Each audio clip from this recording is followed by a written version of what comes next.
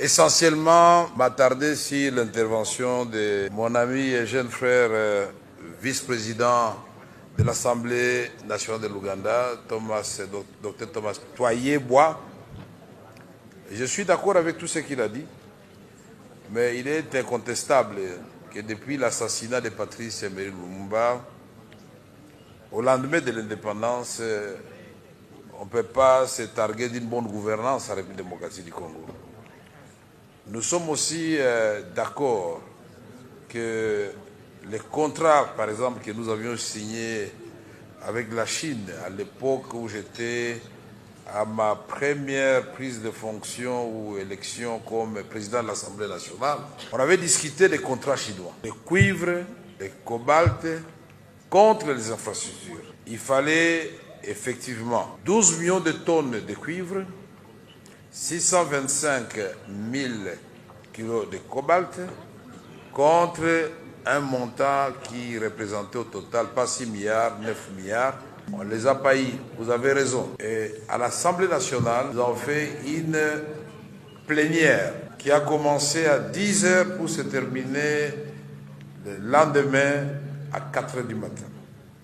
Et les recommandations de l'Assemblée nationale avaient été communiquées au gouvernement, à l'exécutif. Et comme vous le savez, il ne s'agit que des recommandations et des résolutions. Premier accrochage avec le gouvernement.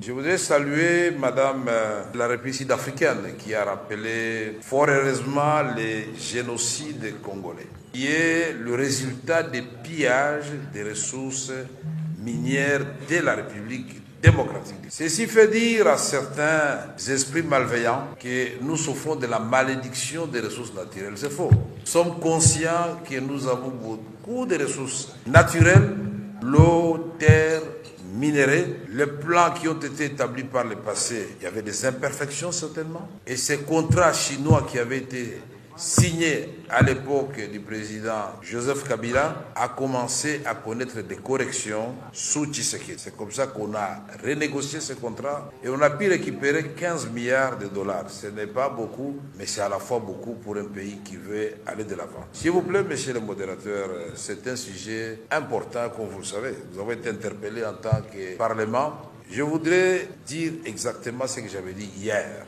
Je vous ai exposé un projet où il est établi clairement et de façon naturelle que l'Ouganda, le Rwanda, le Sud-Soudan, la République centrafricaine, l'Angola, le Congo-Brazzaville, la Zambie, la Tanzanie, le Burundi, nous pouvons vivre en paix sur base d'une coopération régionale économique bien pensée. C'est l'antidote de tous les conflits que nous connaissons en République démocratique du Congo, qui sont dictés par les multinationales et les grandes puissances. Et je conclus en disant que l'Afrique doit aimer l'Afrique. Je suis le premier défenseur de l'exploitation commune du pétrole de Lac Albert entre la République démocratique du Congo et l'Ouganda. Et je suis d'accord avec lui que nous devons souscrire à ces pipelines, puisque quand il s'agit de pays occidentaux, nous sommes trop pressés, mais il s'agit d'un voisin, nous allons le faire.